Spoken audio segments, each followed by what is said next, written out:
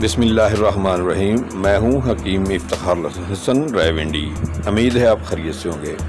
دوستو، ہمیں زندگی میں کئی ایسے مسائل درپیش رہتے ہیں جن کے حل کے بارے میں علم نہ ہونے کی وجہ سے ہم کئی مشکلات اور تذبذب کا شکار رہتے ہیں، خصوصاً نجی زندگی کے ایسے مسائل جو اکثر افراد شرم کی وجہ سے علماء کرام سے پوچھتے نہیں۔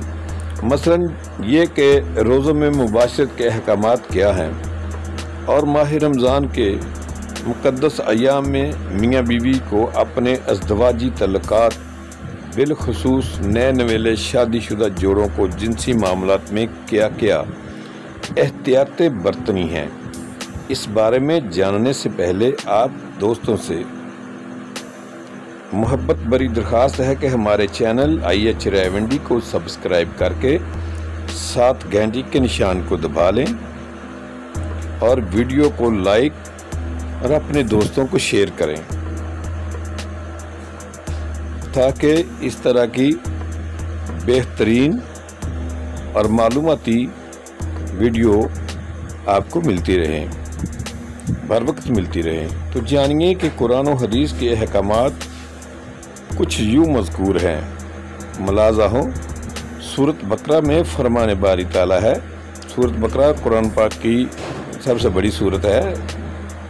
دوسری ترجمہ اس کا ہے، تمہارے لیے روزوں کی راتوں میں اپنی بیویوں کے پاس جانا حلال کر دیا گیا ہے، وہ تمہاری پوشاک ہیں اور تم ان کی پوشاک ہو۔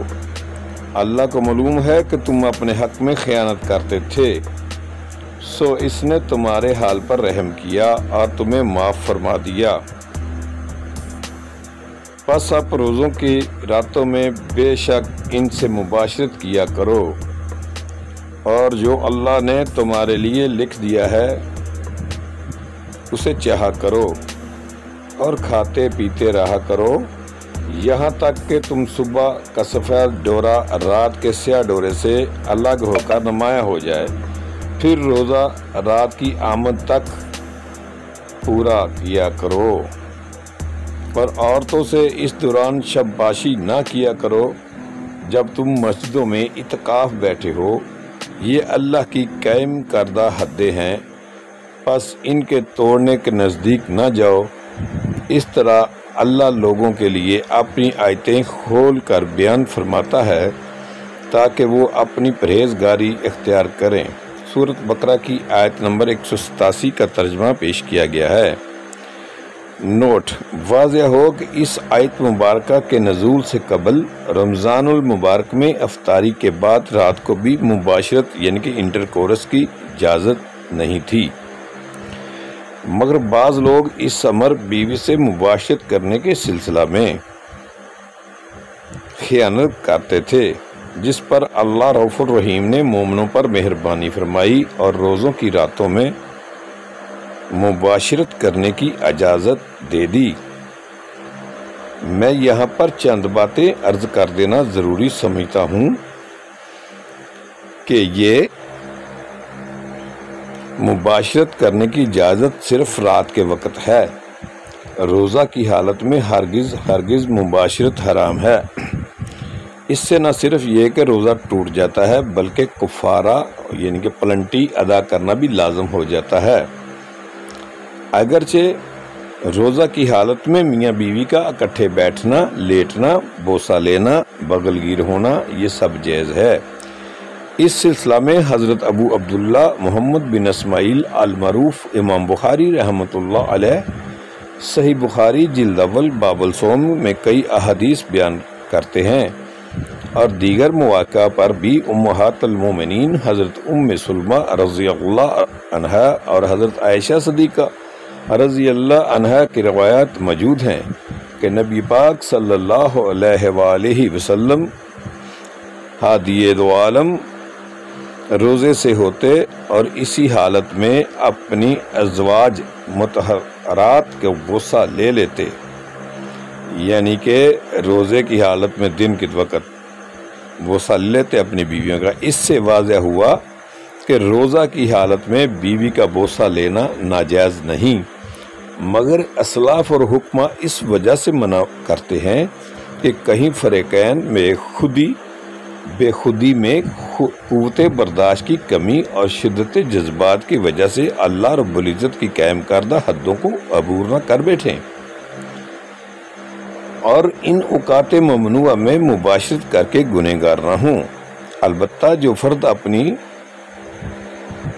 اپنے جوش و جذبات پر مکمل قابو رکھتا ہو وہ روزہ کی حالت میں اپنے زوج سے بوس و کنار اور بغل گیر ہو سکتا ہے۔ مسئلہ یہ ہے کہ مرد چاہے اپنا عضو تناسل کا سرا ہی بیوی کی شرمگاہ میں داخل کرے گا تو دونوں کے روزے ٹوٹ جائیں گے، چاہے انزال ہو یا نہ ہو۔ اگر روزہ کی حالت میں مباشرت کا شغل کرنے میں دلی ارادہ بیوی کا بھی ہو تو دونوں پر اس کا روزہ کے توڑنے کا کفارہ لازم ہو گیا، لیکن بیوی کی خواہش اور ارادہ تو نہ تھا، مگر خاوند نے زبردستی مجبور کر کے دخول کر لیا اور مرد کے انزال تک بیوی رضامندی کی بجائے کراہت و نفرت اور ناخوشی کا اظہار کرتی رہی تو اس طرح بیوی پر کفارہ لازم نہیں ہوگا۔ البتہ اس روزہ کی قضا ہر صورت بیوی پر لازم ہوگی۔ سوئی ہوئی بیوی یعنی سلیپنگ وائف یا بے ہوش پڑی ہوئی بیوی سے جمع کرنے سے بیوی کا روزہ ٹوٹ جائے گا، اس پر قضا واجب ہوگی، کفارہ نہیں۔ البتہ خاوند پر کفارہ واجب ہوگا۔ دوسرا یہ کہ اگر آغاز مباشرت پر بیوی کی خواہش و رضامندی تو نہ تھی، مگر اس دوران مشغولیت بیوی خود بھی لذت کے حصول میں کوشاں اور رضامند اور خوش ہو جاتی ہے، تو یعنی کہ اس وقت یہ شہوانی لذت دونوں میاں بیوی ہر دونوں فریق نے مل کر باہمی رضامندی سے حاصل کی تو اس پر بھی روزہ توڑنے کا کفارہ واجب لازم ہوگا۔ یہ تمام معلومات بحوالہ فتاوی عالمگیری آپ کی خدمت میں پیش کی گئی ہیں۔ کفارہ کی ادائیگی یہ ہے کہ ایک غلام آزاد کیا جائے، یا یہ کہ مسلسل 60 دن کے روزے رکھے جائیں، یا 60 مساکین بندوں کو کھانا کھلایا جائے۔ نوٹ: روزے کی قضا، کفارہ اور فدیہ کے مزید احکامات بارے فضائل رمضان کے متعلق کوئی مستند معلوماتی کتاب مطالعہ کریں یا اپنے قریبی عالم دین سے مشورہ کریں، وہ آپ کو مسائل میں آپ کی بہتر رہنمائی کریں گے۔ امید ہے یہ معلومات آپ کے بہت کام آئیں گی۔ ملتے ہیں ایک نئی ویڈیو کے ساتھ، دعاؤں میں یاد رکھنا۔ اللہ حافظ۔ آپ کا اپنا حکیم افتخار الحسن راولپنڈی۔ اللہ حافظ۔